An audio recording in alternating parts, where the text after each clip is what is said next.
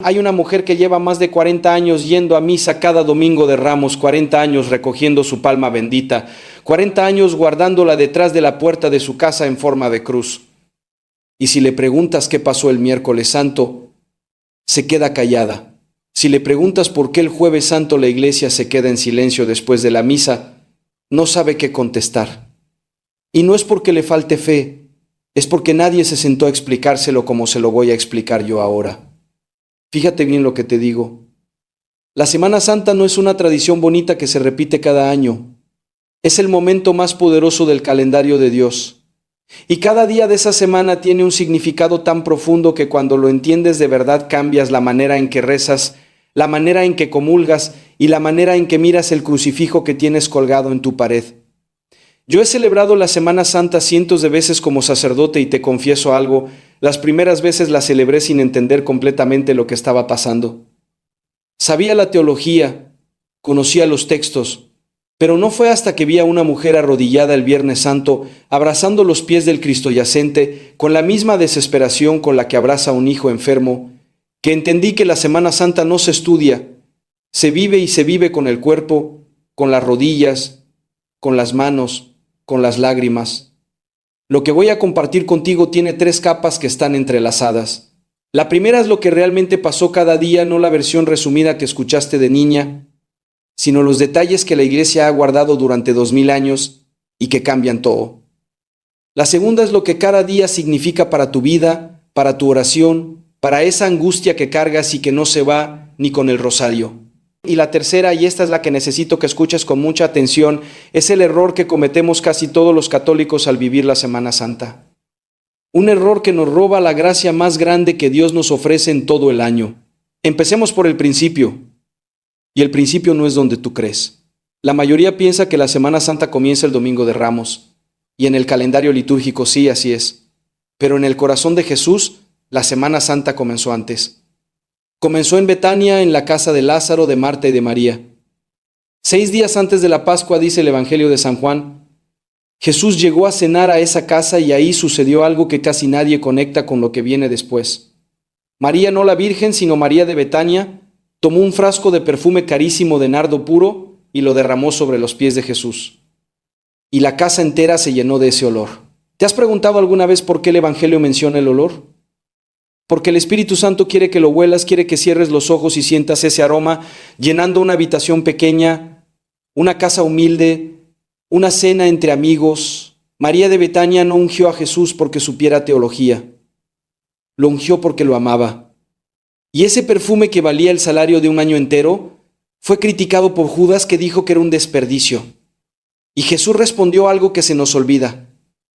Déjala, lo ha guardado para el día de mi sepultura.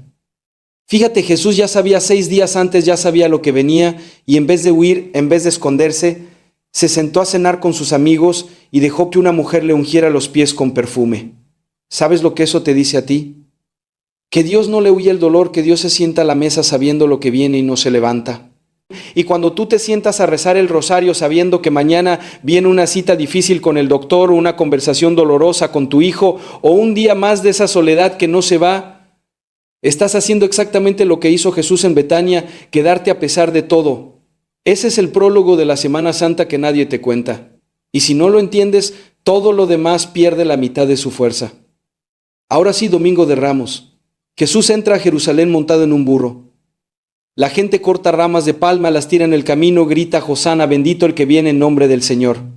Es una procesión, es una fiesta, pero mira lo que esconde esa escena. En el mundo romano, cuando un general conquistador entraba a una ciudad después de ganar una batalla, entraba montado en un caballo blanco con su ejército detrás, y la gente lo recibía con ramas y gritos. Se llamaba un triunfo. Jesús está haciendo exactamente lo mismo. Está entrando como rey, pero el caballo es un burro y el ejército son pescadores. La corona que le espera no es de oro, sino de espinas. ¿Te das cuenta de lo que está pasando? Jesús está diciendo, yo soy rey, pero no como ustedes esperan. Mi triunfo no se parece al de nadie, y esa es la primera enseñanza de la Semana Santa que necesitas grabarte. Los triunfos de Dios no se parecen a los triunfos del mundo. Cuando tú llevas años rezando por tu hijo y no ves resultado, cuando llevas meses pidiendo sanación y el cuerpo no responde, Cuando sientes que tu fe no está ganando nada, Dios te dice desde ese burro: mis victorias no se ven como tú esperas, pero son victorias. La palma que tú recoges cada domingo de Ramos y guardas detrás de tu puerta no es un adorno, es un acto de fe. Es decir, yo reconozco a este rey aunque entre en un burro, yo lo sigo aunque su corona sea de espinas. Yo lo recibo aunque el mundo diga que perdió. La próxima vez que mires esa palma seca en tu casa, acuérdate de esto. Pero hay un detalle del Domingo de Ramos que pocos predican y que a mí me estremece cada año. El Evangelio de San Lucas dice que cuando Jesús ya estaba cerca de Jerusalén, al ver la ciudad lloró sobre ella. Lloró en medio de los gritos de Hosana, en medio de la fiesta, en medio de las palmas y los mantos en el suelo. Jesús lloró porque veía lo que la multitud no veía. Veía que esos mismos labios que gritaban Hosana iban a gritar: crucifícalo 5 días después, y eso te enseña algo que duele, pero que es verdad. Dios ve más lejos que tú. Cuando tú miras tu vida y ves un problema, Dios mira tu vida y ve la historia completa. Ve el Domingo de Ramos y el Viernes Santo, pero también ve el Domingo de Resurrección. Ve todo junto y llora contigo en tus momentos difíciles, no porque haya perdido el control, sino porque te ama demasiado como para no sentir lo que tú sientes. Un Dios que llora por su pueblo no es un Dios lejano, es un Dios que tiene el corazón más grande que el tuyo. Y eso, aunque no lo parezca, es un consuelo enorme. ¿Te ha pasado alguna vez que estás en misa el domingo y se te salen las lágrimas sin saber por qué? No te avergüences de eso. Jesús lloró en público en medio de una celebración, rodeado de gente. Si Él pudo, tú puedes. Las lágrimas en la iglesia no son debilidad, son oración líquida. Y luego viene lo que casi nadie nombra: Lunes Santo, Martes Santo, Miércoles Santo. La iglesia los llama los días ocultos. Y hay una razón. Los evangelios nos cuentan muy poco de lo que pasó el lunes y el martes. Sabemos que Jesús enseñó en el templo. Sabemos que confrontó a los fariseos. Sabemos que maldijo una higuera que no daba fruto. Pero lo que más me impacta de esos días es lo que Jesús no hizo. No huyó, no cambió de opinión, no negoció. Sabía que Judas ya estaba buscando la oportunidad de entregarlo y siguió enseñando, siguió acercándose a la gente, siguió siendo Jesús. Has tenido días así, días donde sabes que algo difícil se acerca y no puedes hacer nada más que seguir cocinando, seguir cuidando, seguir rezando, seguir yendo a misa aunque el corazón te pese. Esos son tus días ocultos y tienen valor ante Dios. No todo tiene que ser Viernes Santo para ser sagrado. A veces la santidad está en el martes gris, donde no pasa nada especial, pero tú sigues fiel. Fíjate en la higuera que Jesús maldijo el lunes santo. El Evangelio de San Marcos dice que Jesús tenía hambre. Vio una higuera con hojas, se acercó a buscar fruto y no encontró nada, solo hojas, pura apariencia, y la maldijo. Esa higuera es una imagen que duele porque es un espejo, porque hay una forma de vivir la fe que es pura hoja y nada de fruto. Ir a misa cada domingo, pero salir igual de amargada. Rezar el rosario todos los días, pero no perdonar a la cuñada. Comulgar cada semana, pero hablar mal del prójimo en la sobremesa. No te digo esto para juzgarte. Te lo digo porque Jesús no maldijo la higuera por maldad. La maldijo para enseñarnos que Dios no se conforma con apariencias. Quiere fruto, y el fruto no es perfección. El fruto es honestidad. Es decirle a Dios: Señor, estoy seca, no tengo fruto, pero aquí estoy pidiéndote que me riegues. Esa oración es más fecunda que 100 rosarios dichos deprisa sin el corazón. Y hay algo hermoso en lo que pasó después. San Marcos cuenta que al día siguiente, cuando pasaron junto a la higuera, Pedro le dijo a Jesús: Maestro, mira, la higuera que maldijiste se ha secado. Y Jesús respondió: tengan fe en Dios. No explicó la higuera, no dio una lección de botánica, dijo: tengan fe. Como diciéndoles: lo que parece muerto en tu vida no es el final de la historia. Tengan fe. El miércoles santo la iglesia recuerda la traición de Judas. Y aquí necesito que pongas mucha atención porque hay algo que se malinterpreta. Judas no era un monstruo desde el principio, era uno de los 12. Jesús lo eligió, caminó con él 3 años, vio los milagros, escuchó las parábolas, recibió el mismo llamado que Pedro, que Juan, que Santiago. ¿Qué pasó entonces? El Evangelio dice que Satanás entró en Judas, pero no entró a la fuerza. Entró por una puerta que Judas fue abriendo poco a poco. La avaricia, la desilusión, La idea de que Jesús debería ser un rey político, un libertador militar, alguien que derrocara a Roma. Judas no traicionó a Jesús por odio, lo traicionó porque Jesús no cumplió sus expectativas. Y eso te tiene que sacudir porque hay una forma sutil de traicionar a Cristo que no se parece a las 30 monedas de Judas. Es cuando dejamos de confiar en Él porque no nos dio lo que pedimos. Es cuando decimos, ya recé mucho y no pasó nada. Es cuando el corazón se enfría, no por maldad sino por desilusión.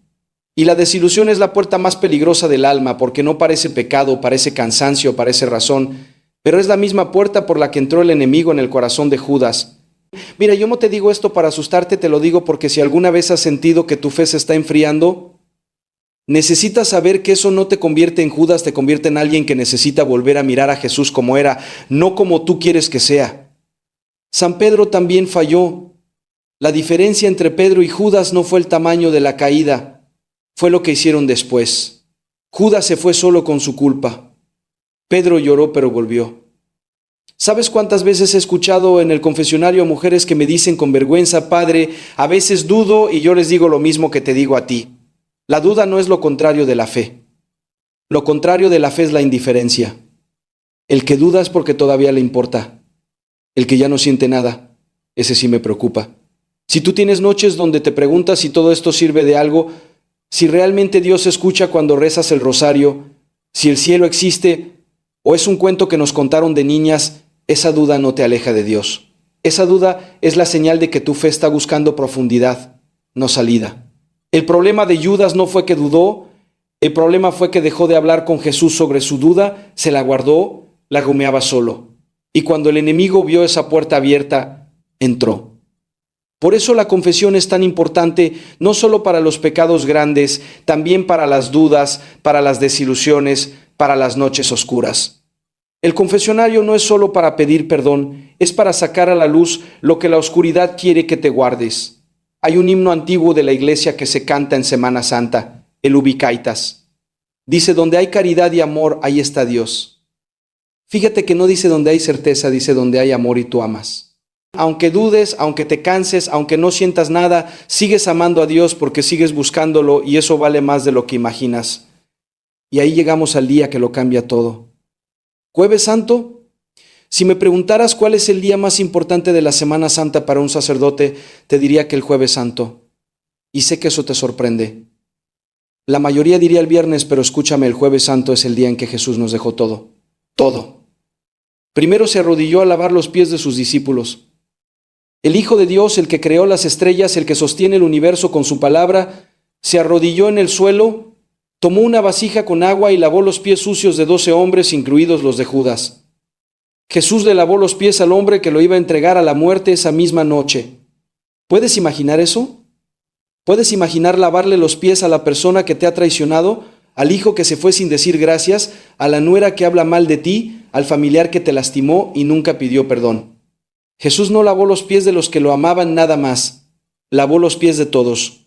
Y eso es un mandamiento, no una sugerencia. Lo que yo he hecho con ustedes, háganlo también ustedes. Servir sin condiciones, amar sin merecimiento, dar sin garantía de que te lo van a devolver. Y luego esa misma noche Jesús hizo algo que la Iglesia Católica lleva 2000 años celebrando sin parar. Cada día en cada rincón del mundo. Tomó el pan, lo bendijo, lo partió y dijo, esto es mi cuerpo que será entregado por ustedes. Tomó el vino y dijo, esta es mi sangre, que será derramada por ustedes y por muchos para el perdón de los pecados. Eso no es un símbolo, escúchame bien. Eso no es una representación.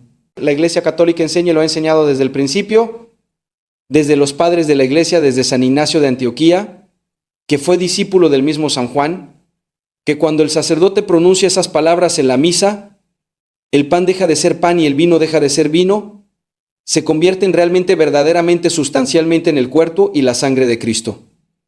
Se llama transubstanciación y es el misterio más grande de nuestra fe. ¿Sabes lo que eso significa?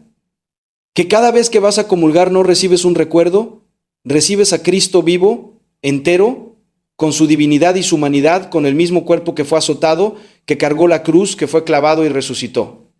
Tú lo recibes en tus manos. Esas manos tuyas que han lavado platos, que han cambiado pañales, que han sostenido la mano de un enfermo, que han pasado miles de cuentas del rosario, Esas manos reciben a Dios. El Catecismo de la Iglesia Católica dice en el número 1324 que la Eucaristía es fuente y cumbre de toda la vida cristiana. No dice que es una parte, dice fuente y cumbre. Todo nace de ahí, todo llega ahí.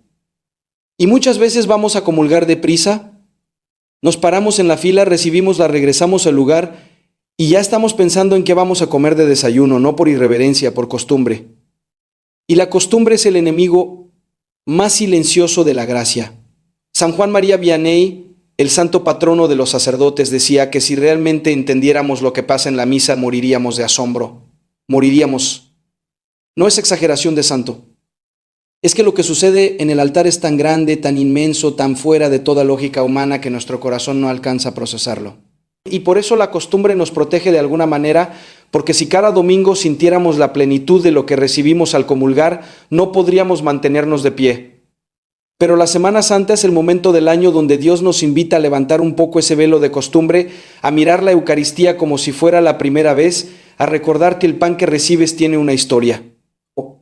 Fue partido en un cuarto alto de Jerusalén la noche antes de que Jesús muriera. Tiene sangre, tiene lágrimas, tiene el peso de la salvación entera.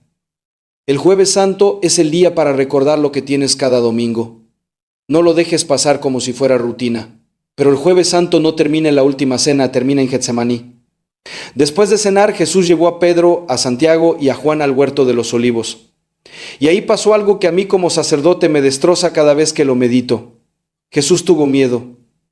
El Evangelio de San Lucas dice que su sudor se hizo como gotas de sangre que caían al suelo. La medicina conoce esa condición. Se llama hematoidrosis. Sucede bajo un estrés tan extremo que los capilares de la piel se rompen y la sangre se mezcla con el sudor. No es una metáfora. Le pasó de verdad. Y en medio de esa angustia, ¿sabes qué hizo Jesús? Oró: Padre, si es posible que pase de mí este cáliz, pero no se haga mi voluntad sino la tuya. Esa oración es la oración más honesta de toda la Biblia. Jesús no fingió que no tenía miedo. No dijo estoy bien. Le dijo a su Padre: tengo miedo. No quiero sufrir, pero confío en ti más de lo que confío en mi propia comodidad. ¿Te has dado cuenta de lo que eso te enseña? Que tener miedo no es pecado. Que pedirle a Dios que quite el dolor no es falta de fe, que llorar en la oración no es debilidad. Si Jesús lloró en Getsemaní, tú tienes permiso de llorar en tu cuarto, en tu cama, frente al Santísimo, donde sea. El llanto no aleja a Dios, lo acerca.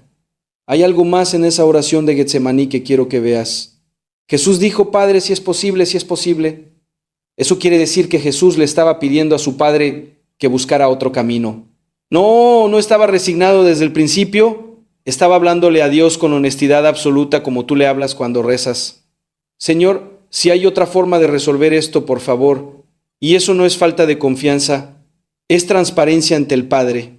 Y la segunda parte de esa oración: pero no se haga mi voluntad, sino la tuya, no salió fácil, salió con sangre, literalmente. La entrega a la voluntad de Dios no es un acto bonito que se pronuncia con una sonrisa. A veces es un acto que cuesta sudor y lágrimas, y la sensación de que se te rompe algo por dentro, y aún así se dice, y aún así, vale. Yo como sacerdote he rezado esa oración en mis propias noches difíciles. No siempre siento paz después. A veces la digo y me quedo igual de preocupado, igual de angustiado, pero la digo porque entendí que la oración no siempre cambia la situación. A veces cambia la persona que reza y eso es suficiente. Fíjate que el Evangelio de San Lucas menciona un detalle que los otros evangelistas no incluyen. Se le apareció un ángel del cielo para fortalecerlo. Dios no le quitó el cáliz, pero le mandó compañía. Y a veces así trabaja Dios contigo. No te quita el problema.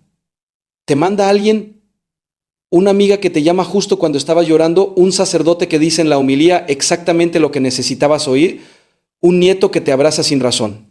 Esos son los ángeles de tu Getsemaní. Y mientras Jesús sudaba sangre, ¿sabes qué hacían los 3 apóstoles que había llevado con él? Dormían. Jesús les había pedido una sola cosa: quédense aquí y velen conmigo. Una sola cosa. Y no pudieron. Se quedaron dormidos. 3 veces Jesús fue a despertarlos, 3 veces volvieron a dormir. Hay algo en esa escena que me persigue porque hay momentos en la vida donde alguien nos pide que estemos presentes, que no nos durmamos, que no nos vayamos.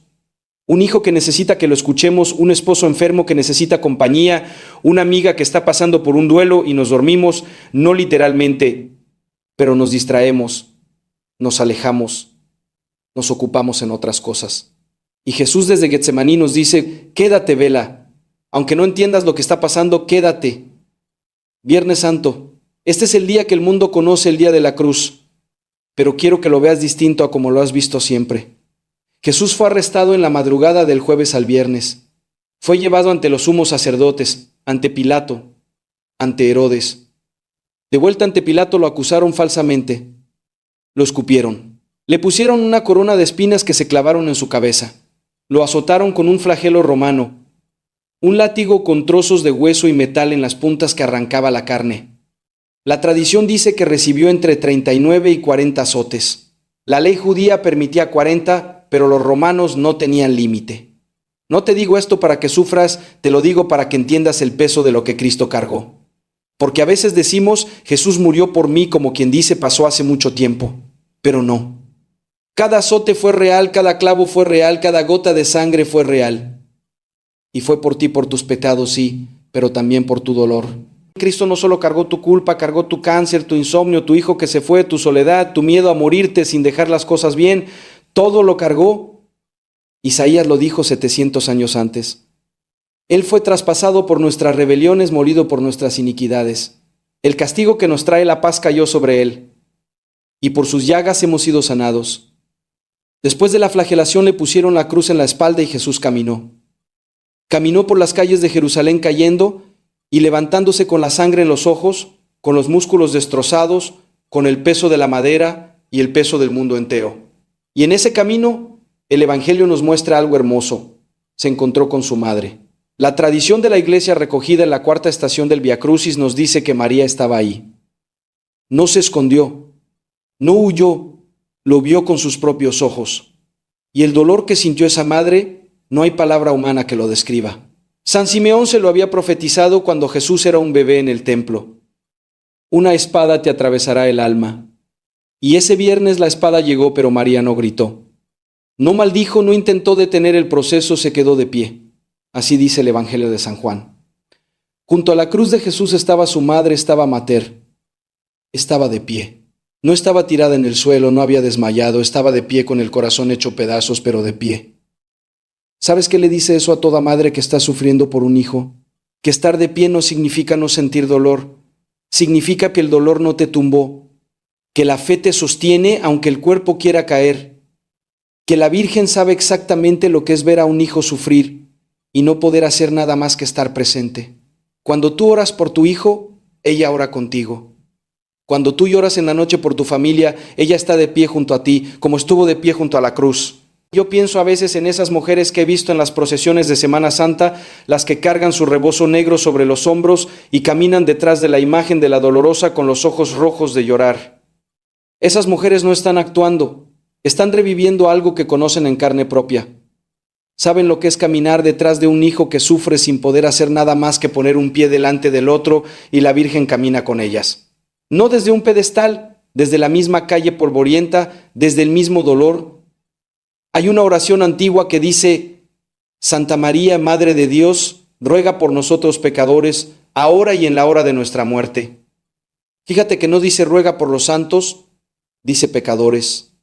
La Virgen no intercede solo por los perfectos, intercede por los que caen, por los que dudan, por los que se cansan, por los que lloran a escondidas en la cocina mientras todos duermen por ti. Y desde la cruz Jesús hizo algo que cambia la historia de la iglesia para siempre. Miró a María, miró a Juan y dijo: mujer, ahí tienes a tu hijo. Hijo, ahí tienes a tu madre. En ese momento Jesús no estaba dando un consejo familiar, estaba instituyendo algo. Le estaba entregando a María como madre de toda la iglesia, de cada creyente, de cada bautizado, de ti. La Virgen María no es una devoción opcional del catolicismo, es un regalo de Cristo desde la cruz. El que no tiene a María como madre, le falta algo que el mismo Jesús le quiso dar en su momento de mayor dolor. A las 3 de la tarde Jesús dijo: todo está consumado. Inclinando la cabeza entregó el Espíritu. Pero antes de esa última palabra, desde la cruz salieron otras frases que necesitas conocer. La tradición de la Iglesia las llama las 7 palabras de Cristo en la cruz, y cada una es una catequesis completa. La primera fue: Padre, perdónalos porque no saben lo que hacen. La dijo mientras le clavaban los clavos, mientras la sangre salía de sus muñecas, y perdonó. No esperó a que le pidieran perdón, no esperó a que se arrepintieran. Perdonó primero. Y eso te dice algo sobre la confesión que tal vez no habías pensado. Cuando vas al confesionario, Dios no te está esperando con los brazos cruzados para ver si te arrepientes lo suficiente. Ya te perdonó. Lo que el sacramento hace es que tú recibas ese perdón que ya existía. Es como si hubiera un regalo con tu nombre desde antes de que llegaras. Y la confesión es el momento en que finalmente lo abres. Una de las más desgarradoras fue cuando gritó: Dios mío, ¿por qué me has abandonado? Esa frase escandaliza a mucha gente. ¿Cómo el Hijo de Dios puede sentirse abandonado por Dios? Pero si conoces los Salmos, sabes que esa frase es el primer versículo del Salmo 22. Y el Salmo 22 empieza con abandono, pero termina con victoria. Jesús estaba rezando en su momento más oscuro. Rezó con un salmo con las palabras que su madre le había enseñado de niño. Y eso te enseña que cuando sientes que Dios no está, la respuesta no es dejar de rezar, es rezar más fuerte, aunque sea con las palabras de otros, aunque sea con un Ave María repetido mecánicamente, aunque sea con un Dios mío a secas sin nada más que añadir. Esa oración desnuda, esa oración que sale del fondo del pozo, es la que más poder tiene. El velo del templo se rasgó de arriba a abajo. La tierra tembló, las rocas se partieron y el centurión romano, un pagano, un soldado que había clavado los clavos o los había visto clavar, dijo: verdaderamente este hombre era el Hijo de Dios. Quiero que te detengas un momento en ese centurión. No era judío, no conocía las profecías, no había leído a Isaías, no fue a catequesis, pero vio morir a Jesús y supo cómo, porque la cruz tiene un poder que traspasa la teología, llega al corazón directamente. Y si alguna vez sientes que no entiendes la fe, que los dogmas te confunden, que la teología te queda grande, mira la cruz solo, mira la cruz. Ahí está todo. El cuerpo de Jesús fue bajado de la cruz y puesto en los brazos de su madre. ¿Piensa en eso? La misma mujer que lo sostuvo de bebé en Belén ahora lo sostenía muerto en el Calvario. Las mismas manos que lo envolvieron en pañales lo envolvieron en una sábana para el sepulcro. Hay un dolor circular ahí que solo una madre entiende. El principio y el final se tocan en los brazos de María. José de Arimatea y Nicodemo, 2 hombres que habían seguido a Jesús en secreto, con miedo salieron a la luz precisamente cuando todo parecía perdido. Pidieron el cuerpo, lo ungieron con mirra y aloe y lo pusieron en un sepulcro nuevo y rodaron una piedra grande sobre la entrada. Y luego vino el silencio. Sábado Santo, el día que nadie entiende, el día que la iglesia llama el gran silencio. No hay misa del Sábado Santo. ¿Sabías eso? Es el único día del año en que la iglesia no celebra la Eucaristía. El altar está desnudo, el sagrario está vacío y abierto. No hay flores, no hay música. Es como si la iglesia entera contuviera la respiración. Y hay algo que la tradición de la iglesia nos transmite sobre ese sábado que a mí me parece de una belleza desgarradora. La Virgen María fue la única que mantuvo la fe intacta ese día. Los apóstoles dudaron. Las mujeres fueron a ungir un cadáver, no a esperar una resurrección. Pero María creyó, ella que había escuchado al ángel Gabriel decirle que su hijo sería el Hijo del Altísimo. Ella guardó esa promesa en su corazón mientras el mundo entero creía que todo había terminado. Por eso, el Sábado Santo es en la tradición católica el Día de la Virgen. Es el día donde la fe de toda la iglesia descansó sobre los hombros de una sola mujer, una madre que creyó cuando nadie más creía. ¿Y sabes por qué eso te importa a ti? Porque hay momentos en tu vida donde tú eres la única que todavía cree. Tu esposo dejó de rezar. Tu hijo dice que Dios no existe. Tu nuera no quiere bautizar al nieto. Y tú sigues sola con tu rosario, con tu veladora, con tu fe terca, necia, inquebrantable. Esa fe sola sostuvo a la iglesia entera un Sábado Santo y tu fe sola puede sostener a tu familia entera mientras Dios trabaja en lo invisible. ¿Y sabes por qué? Porque Jesús está en el sepulcro y el mundo entero está esperando. Los apóstoles no sabían que iba a resucitar. Sí, Jesús se los había dicho 3 veces, se los dijo, pero cuando ves morir a alguien que amas, las promesas se vuelven humo. Pedro estaba escondido llorando su traición. Las mujeres preparaban especias para ungir un cadáver. Nadie estaba celebrando. Nadie estaba esperando un milagro. Estaban en el pozo más oscuro de su vida. ¿Has tenido un sábado santo en tu vida? Un día, una semana, un año entero donde Dios parece estar muerto, donde rezas y no sientes nada, donde vas a misa y es como hablarle a una pared donde la veladora se consume y tú sigues igual. Santa Teresa de Ávila, una de las más grandes maestras de oración en la historia de la Iglesia, pasó años así, años. Los llamaba las noches oscuras.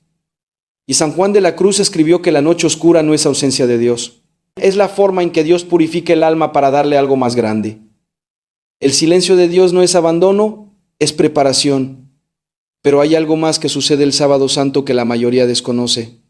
El credo lo dice y lo rezamos sin pensarlo.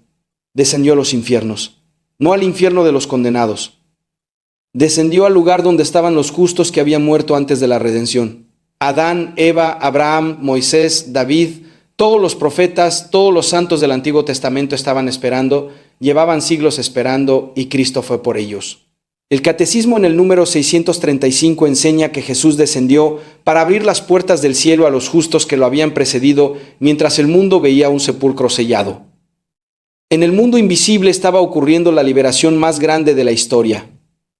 Cristo no descansó en la tumba, trabajó, fue a buscar a los que esperaban, y eso te tiene que dar una esperanza feroz. Porque cuando sientes que Dios no está haciendo nada en tu vida, cuando parece que tu oración cae en un pozo sin fondo, puede ser que Dios esté trabajando en un plano que tú no ves. Puede ser que esté moviendo cosas debajo de la tierra en la oscuridad, donde tus ojos no alcanzan. El sábado santo nos enseña que el silencio de Dios puede ser su momento de mayor actividad. Y entonces el domingo de madrugada, cuando todavía estaba oscuro, María Magdalena fue al sepulcro y lo encontró abierto. La piedra estaba rodada y el cuerpo no estaba. Quiero que pienses en María Magdalena un momento. Esta mujer había sido liberada por Jesús de 7 demonios. 7. Había tocado el fondo absoluto del sufrimiento humano y Jesús la sacó de ahí, la restauró, le devolvió la dignidad. Y cuando todo el mundo huyó, los apóstoles se escondieron. Pedro negó, Judas se ahorcó, María Magdalena fue al sepulcro. No fue por valentía, fue por amor, fue porque no podía dejar de buscarlo aunque estuviera muerto. Y Jesús resucitado, el Rey del universo, el que acababa de derrotar a la muerte, ¿a quién se le aparece primero? No a Pedro, que era la cabeza de la iglesia, no a Juan, que era el discípulo amado. Se le aparece a ella, a María Magdalena, a una mujer, le dice su nombre María, y ella lo reconoce en la voz. ¿Te das cuenta de lo que eso significa? Que Dios conoce tu nombre, que en medio de la oscuridad más densa, en medio de tu sábado santo más largo, hay un momento donde Él va a decir tu nombre, y cuando lo diga lo vas a reconocer, no porque lo veas, porque lo sientes en el pecho, en las manos, en esas rodillas que ya no aguantan arrodillarse, pero se arrodillan de todas formas. La resurrección no es el final feliz de una historia triste. Es la prueba de que Dios cumple lo que promete siempre, aunque tarde, aunque duela, aunque pase por el viernes y el sábado antes de llegar al domingo. San Pablo lo dijo con una claridad que atraviesa los siglos. Si Cristo no resucitó, nuestra fe es vana. Pero resucitó, y porque resucitó, nada de lo que haces en la fe es inútil. Ni una Ave María, ni una misa, ni una lágrima frente al Santísimo, ni una veladora encendida a las 3 de la mañana, nada. Hay otro detalle de la resurrección que me parece de una ternura inmensa. Cuando Pedro y Juan corrieron al sepulcro después de que María Magdalena les avisó, encontraron la tumba vacía. Pero el Evangelio de San Juan menciona algo que parece insignificante y que es profundísimo. Los lienzos estaban ahí enrollados y el sudario que había estado sobre la cabeza de Jesús no estaba con los lienzos, sino enrollado aparte en un lugar separado. ¿Por qué ese detalle? Porque alguien que sale huyendo, alguien que se roba un cuerpo, no se detiene a doblar la ropa. Jesús resucitó con calma, con orden, con la misma serenidad con la que vivió. La resurrección no fue un escape, fue una victoria tranquila, segura, definitiva. Y eso es algo que necesitas entender sobre cómo trabaja Dios en tu vida. A veces esperamos que Dios actúe con fuegos artificiales, con señales dramáticas, con milagros visibles, y Dios a veces actúa así. Pero muchas veces, la mayoría de las veces trabaja como trabajó en la resurrección, en silencio, con orden, doblando los lienzos, y un día te despiertas y algo cambió. No sabes cuándo pasó, no hubo trompetas, pero la piedra ya no está. ¿Te ha pasado que rezas por algo durante meses y de pronto sin explicación la paz llega? No porque la situación cambió, sino porque tú cambiaste por dentro. Eso es la resurrección trabajando en tu vida silenciosa, ordenada, real. Ahora quiero hablar del error que mencioné al principio. El error que la mayoría de los católicos cometemos al vivir la Semana Santa. El error es vivirla como espectadores. Vamos el domingo de Ramos y recogemos la palma. Vamos el Viernes Santo y besamos la cruz. Vamos el sábado a la vigilia pascual y renovamos las promesas bautismales. Pero lo hacemos como quien va al teatro. Miramos, sentimos algo y nos vamos a casa. Y la Semana Santa no fue diseñada para ser observada, fue diseñada para ser vivida, para que entres en ella con todo tu cuerpo y toda tu alma. ¿Qué significa eso en la práctica? Mira, te voy a dar algo concreto, algo que puedes hacer y que va a transformar tu Semana Santa de una manera que nunca has experimentado. Jueves Santo, después de la misa de la Cena del Señor, la iglesia traslada el Santísimo Sacramento a un monumento, a un altar especial y se invita a los fieles a quedarse en adoración. Muchas parroquias hacen vela hasta la medianoche o hasta la 1 o hasta las 2 de la mañana. Es una vigilia en memoria de Getsemaní. Es la iglesia diciendo, esta vez no nos vamos a dormir. Esta vez nos quedamos con Él. Si puedes, ve, siéntate frente al Santísimo esa noche. No tienes que rezar nada formal, solo quédate. Como María de Betania se quedó a los pies de Jesús mientras Marta se preocupaba por la cena, solo quédate y si se te cierran los ojos, no te sientas culpable. Los apóstoles también se durmieron, pero al menos estuviste ahí. El Viernes Santo, cuando beses los pies del crucifijo en la adoración de la cruz, no lo hagas deprisa. No te pares en la fila pensando en cuánta gente falta. Cuando llegues a la cruz, tócala. Pon tu frente en los pies de Cristo y dile en silencio lo que no le has dicho en todo el año, lo que te pesa, lo que te avergüenza, lo que no has podido decir en confesión. Él ya lo sabe, pero necesitas sacarlo de ti. Y el Sábado Santo, guarda el silencio. No pongas la televisión a todo volumen. No llenes el día de ruido. Deja que el silencio te incomode un poco, porque en ese silencio Dios está trabajando como trabajó en el sepulcro, como trabaja en las noches oscuras del alma. Y te voy a pedir algo más, algo que quizá nunca has hecho y que va a marcar tu Semana Santa de un modo que no esperas. Reza el Día Crucis, no el viernes con la multitud en la parroquia, aunque eso también es hermoso. Rézalo sola en tu casa con un crucifijo en la mano. Hay 14 estaciones, 14 momentos del camino de Jesús hacia la cruz. Cuando llegas a la cuarta, Jesús se encuentra con su madre. Quiero que cierres los ojos y te pongas en el lugar de la Virgen, no como un ejercicio intelectual, como si estuvieras ahí. Mira a tu hijo cargando algo que lo está destruyendo. Míralo sangrar, míralo caer, y no puedes hacer nada más que estar de pie y rezar. Eso es lo que la Virgen vivió. Y eso es lo que tú vives cada vez que ves a un hijo sufrir y no puedes arreglarlo. El Via Crucis no es una devoción anticuada, es la oración de las madres que sufren en silencio. Y cuando llegues a la estación 12, Jesús muere en la cruz. Quédate ahí un momento. No te apresures a la estación 13. Quédate en la muerte. Porque nosotros los católicos a veces tenemos prisa por llegar a la resurrección. Queremos saltar del viernes al domingo sin pasar por el sábado. Pero Dios no se salta nada. Y a veces necesitamos quedarnos en el dolor un momento, no para sufrir por sufrir, sino para que la alegría del domingo tenga el peso que merece. La alegría que no ha pasado por el dolor es superficial. La alegría que sale del otro lado de la cruz es indestructible. Y luego en la vigilia pascual, cuando el sacerdote encienda el cirio pascual en la oscuridad de la iglesia y diga, Lumen Christi, la luz de Cristo, y la iglesia entera se empieza a iluminar vela por vela. Fíjate lo que pasa. La luz no llega de golpe, llega de a poco. Una vela enciende a otra y otra y otra hasta que la iglesia entera está iluminada. Así trabaja la gracia de Dios, no de golpe. De a poco una oración enciende a otra, un rosario enciende a otro, una misa enciende a otra y un día sin que te des cuenta, la oscuridad se fue. Quiero decirte algo desde el fondo de mi corazón de sacerdote. Yo sé que hay noches donde te preguntas si todo esto vale la pena, si las misas y los rosarios y las confesiones y las veladoras y algo de esto llega a algún lado. Yo sé que hay domingos donde miras el lugar vacío donde se sentaba tu hijo y se te cierra la garganta. Yo sé que hay madrugadas donde te despiertas a las 3 y no puedes volver a dormir y rezas en la oscuridad sin saber si alguien escucha. Te escucha Cristo que sudó sangre en Getsemaní que cargó la cruz por las calles de Jerusalén, que fue clavado y murió, y bajó a buscar a los que esperaban y resucitó al tercer día. Ese Cristo está vivo. No está en un libro de historia, está en el sagrario de tu parroquia. Está en la que recibes cada domingo. Está en el agua bendita que te pones en la frente cuando entras a la iglesia.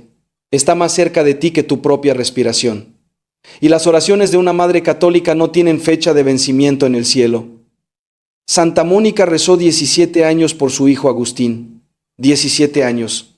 Y Agustín no solo volvió a la fe, se convirtió en uno de los más grandes santos y doctores de la iglesia. Tú no sabes lo que Dios va a hacer con tus oraciones, pero Él sí sabe y no ha perdido ni una. Tu hijo no se perdió, se fue, y hay una diferencia enorme entre perderse e irse.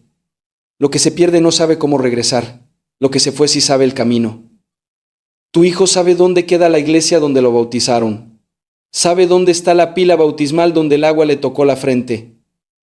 Sabe el olor del incienso, el sonido de las campanas, el sabor de en la lengua.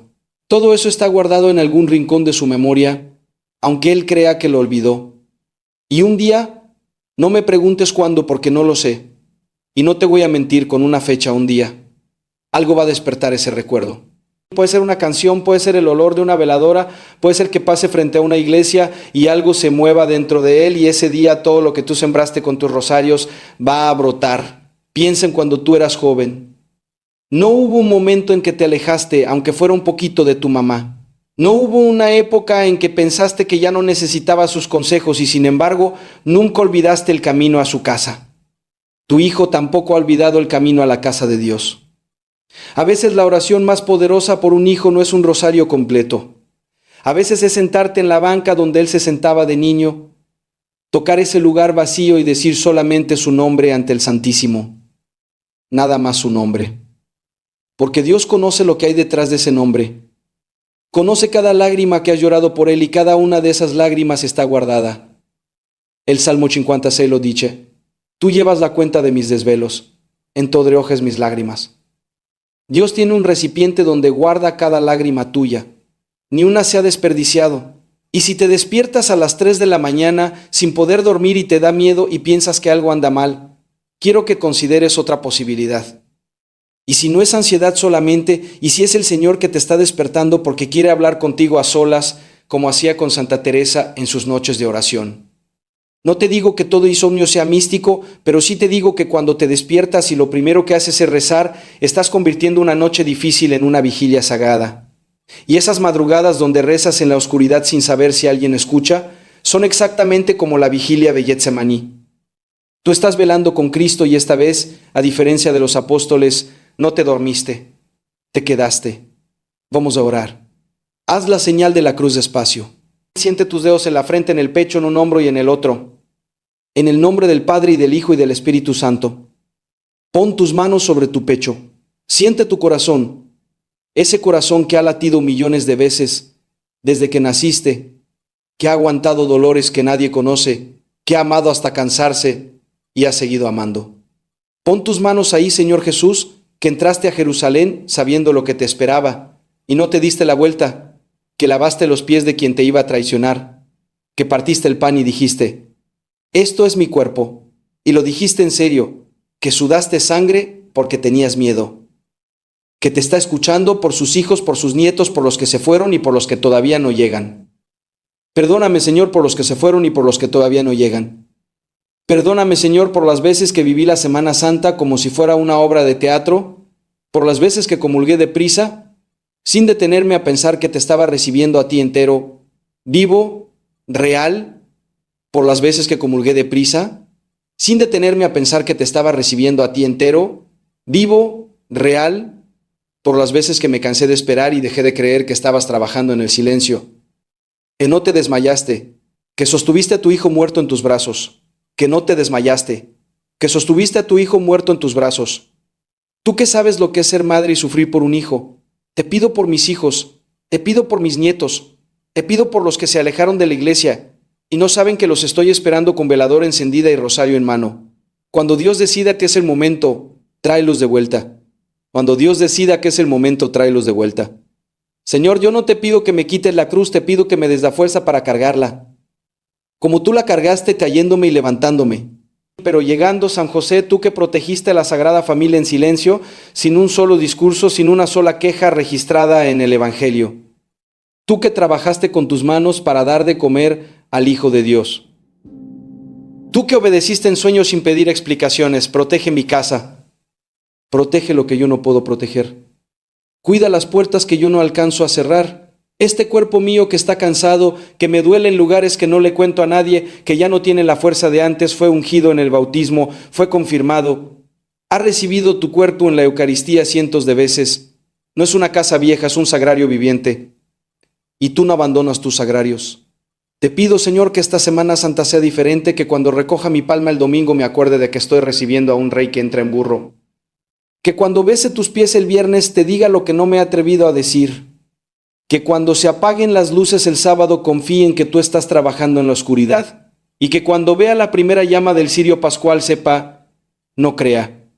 Sepa que la luz siempre vence, siempre respira. Profundo, como si recibieras al Espíritu Santo en cada respiración. Jesús le dijo a Marta, yo soy la resurrección y la vida. El que cree en mí, aunque muera, vivirá. No dijo tal vez, no dijo si se porta bien. Dijo, el que cree en mí y tú crees, llevas creyendo toda tu vida con dudas, sí. Con noches oscuras, sí. Pero aquí sigues escuchando, aquí sigues buscando. Y el que busca encuentra no porque se lo merezca, porque Dios prometió que así sería y Cristo no ha roto una promesa en 2000 años de iglesia. Ve a confesarte esta semana, no la próxima, esta. Y cuando estés frente al sacerdote no le digas lo que crees que quiere oír. Dile lo que te pesa. Todo Dios ya lo sabe. Lo que necesitas es sacarlo de ti. El sacramento de la confesión no es un trámite, es un abrazo del Padre que te dice, ya no cargas eso, yo lo cargo por ti. Y el próximo domingo, el domingo de Ramos, cuando el sacerdote te dé la palma bendita, no la agarres deprisa. Sóstenla un momento, mírala. Y di en tu corazón, yo te reconozco, Señor, aunque entres en burro, aunque tu corona sea de espinas, aunque el mundo diga que perdiste, yo sé que ganaste y yo estoy contigo. Hija, la Semana Santa no es una semana del calendario, es la semana donde Dios mostró hasta dónde estaba dispuesto a llegar por ti, hasta la cruz, hasta la tumba, hasta el fondo del abismo. Y de vuelta. Dios te buscó cuando te alejaste. Dios te esperó cuando tardaste. Dios te cargó cuando no podías caminar. Dios te lavó los pies aunque no se lo pediste. Dios partió su propio cuerpo para alimentarte. Dios bajó al lugar más oscuro del universo para abrir una puerta que estaba cerrada desde el principio del mundo y resucitó para que tú supieras. Sin lugar a dudas que no hay noche que no termine, no hay sepulcro que no se abra, no hay piedra que Dios no pueda mover. La oscuridad le tiene miedo a una mujer católica que vive la Semana Santa de rodillas con el rosario en una mano y la palma bendita en la otra. En el nombre del Padre y del Hijo y del Espíritu Santo. Amén. Si algo de lo que escuchaste te tocó el corazón, cuéntamelo en los comentarios. Una palabra basta. Y si conoces a alguien que necesite escuchar esto antes de que empiece la Semana Santa, compártelo. A veces un video compartido es la forma en que la Virgen le toca el hombro a alguien que se había alejado. Si quieres seguir aprendiendo de nuestra fe católica, quédate cerca de este canal. Que Dios te bendiga.